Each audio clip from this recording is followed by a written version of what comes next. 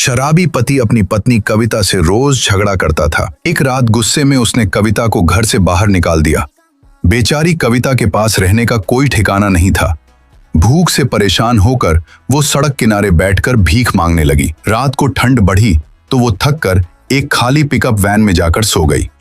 सुबह भूख से बेहाल कविता कचरे के ढेर में खाना ढूंढ रही थी।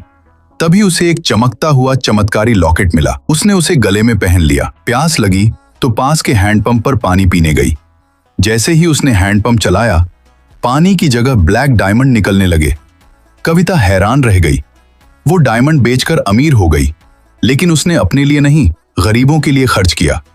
धीरे धीरे उसने एक बड़ा महल बना लिया और जरूरतमंदों की मदद करने लगी। एक दिन गांव का आकाश नाम का सीधा सादा लड़का वहां आया। वो अनाथ था और काम की तलाश में था। कविता ने उसकी सादगी देखकर उसे अपने घर का काम दे दिया। आकाश ने पहली बार किसी को इतना दयालु देखा। वो मन ही मन कविता की इज्जत और प्यार करने लगा। पर कभी कहा नहीं। गांव का मुखिया कविता की अमीरी देखकर जलने लगा। उसने चोरी करने की कोशिश की, मगर पकड़ा गया और भाग गया। कविता समझ गई कि अब उसे भरोसेमंद चौकीदार चाहिए। उसने अखबार में इश्तिहार दिया। आकाश ही सबसे पहले पहुंचा और बोला, मुझे काम दे दीजिए, मैं आपका भरोसा कभी नहीं तोड़ूंगा। कविता ने उसे चौकीदार बना लिया। आकाश दिन रात उसकी हिफाजत करता। धीरे धीरे दोनों के बीच भरोसा और अपनापन बढ़ने लगा। आकाश ने एक दिन कहा, आपने मुझे इंसान समझा, यही मेरे लिए सबसे बड़ा इश्क है। तभी एक दिन कविता का शराबी पति वापस आ गया। उसने माफी मांगी। कविता का दिल पसीज गया। आकाश चुपचाप दूर खड़ा सब देख रहा था। पति की नजर कविता के गले के लॉकेट पर गई। उसने गुस्से में कहा, यह सब इसी की वजह से है, इसे फेंक दो। कविता ने बिना सोचे लॉकेट निकालकर फेंक दिया।